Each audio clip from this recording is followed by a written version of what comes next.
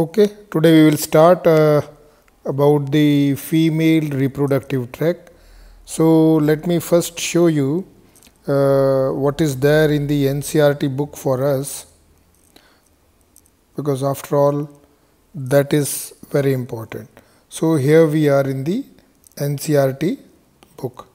So we see here, this is the diagram of a female reproductive tract. So what we see here is, these are two ovaries on both sides.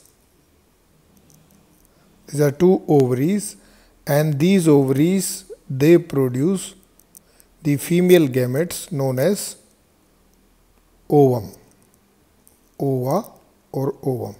Okay, and above these are finger-like projections. They are to receive the ova, and these tubes are called oviduct or fallopian tube on both sides. You can see here, they are the oviducts or fallopian tube, and they come into the uterus. This is uterus, गर्भाशय हिंदी में बोलेंगे तो, और ये uterus या बच्चादानी भी बोल सकते हैं इसको आप। ये यूट्रस जो है, इसके ये वाला पोर्शन यहाँ पे एक मस्कुलर, थिक मस्कुलर और पोर्शन होता है, इसको हम बोलते हैं सर्विक्स। ये जब प्रेगनेंसी सेट इन होती है तो ये लॉक हो जाता है, बंद हो जाता है यहाँ से, so that the baby is safe inside the uterus.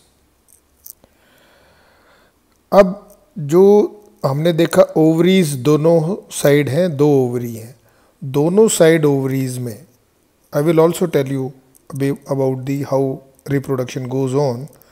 दोनों साइड की जो ओवरीज हैं उनमें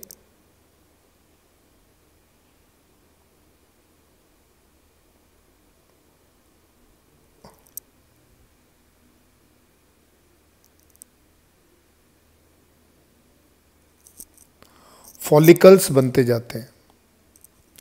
फॉलिकल्स यानी कि they contain, there is growth होती रहती है, और छोटे छोटे ये फॉलिकल बनते हैं। फॉलिकल बोले तो what do you mean by follicle? Follicle is, अगर आपके जब जलने पे थोड़ा फफोला हो जाता है उसको फॉलिकल बोलते हैं। बिल्कुल उसी तरीके से यहाँ फॉलिकल्स बनते रहते हैं दोनों ओवरीज में, और इनमें से दोनों ओवरीज में किसी एक में एक फॉलिकल मैच्योर हो जाता है। जैसे वो फॉलिकल मैच्योर होता है, वो ओवरी से डिटैच हो जाता है, अलग हो जाता है, it bursts out. Okay, so that is the, जो डिटैच हो गया वो एक ओवम मैच्योर हो गया। ये हमेशा एक ही होता है। जैसे ही एक ओवम मैच्योर होके निकलेगा, उसी टाइम दोनों ओवरीज में बाकी डेवलपमेंट बंद हो जाएगी। It will stop the further development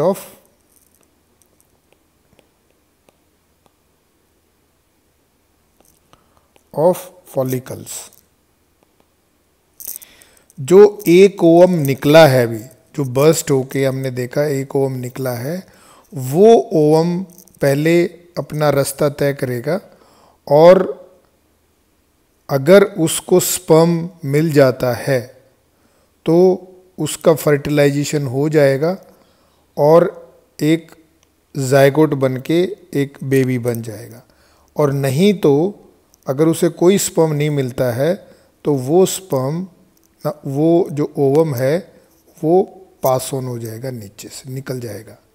ये कैसे होता है, ये अब मेंस्ट्रुएशन साइकिल में हम आपको बताएंगे। ये और जो ये सारा टाइम जो लगता है, अगर उसे स्पर्म नहीं मिला तो दोबारा वापस वो स्टेज आने में 28 दिन अप्रॉक्सीमेटली लगते हैं, 28 days. So it is a cycle which keeps repeating after every 28 days approximately. this can period can vary from person to one woman to another woman. So this is how the diagram of the female reproductive tract. Now let us go to see the video of it. So this is here again, on both sides are the, you can see, ovaries, and in the center is the uterus. So these are finger-like projections, on both sides are fimbria. Now these ovaries, as I told you, there is development starts and follicles grow, and out of this follicle, one of them will mature and become ova. So that was what you saw was the ovum, and this ovum has started now. You see, this ovum has started. It started traveling to the fallopian tube, and through fallopian tube it has gone to the, you can see here, it is still here in the fallopian tube. अब ये जो आपको पीली dot दिख रही है यहाँ पे, ये पीली डॉट, ये एक ओवम है, ये फैलोपियन ट्यूब में है. जनरली स्पर्म जो है ना, जो फर्टिलाइजेशन होता है वो फैलोपियन ट्यूब में होता है, वो यूट्रस में नहीं होता है. स्पर्म को ट्रेवल करना पड़ता है डिस्टेंस फैलोपियन ट्यूब तक स्विम करके. So if there is no fertilization, ये जो नीचे वाला पोर्शन है आपको ये दिख रहा है अभी येलो कलर का, ये सारा यूट्रस है. This is the uterus and this is how the it gets the ova नीचे आया. और if it gets fertilization is fine, नहीं तो ये सर्विक्स, ये वाला जो मस्कुलर ऑर्गन है आपको बताया था, this is called cervix. So this is, now let us see the menstruation and pregnancy.